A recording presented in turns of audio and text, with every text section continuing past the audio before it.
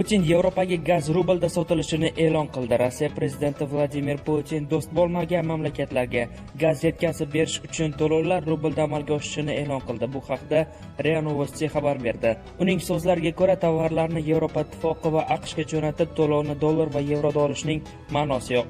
AQSh va Yevropa Ittifoqi Rossiya oldidagi majburiyatlarni haqiqiy defolt deb e'lon qildi.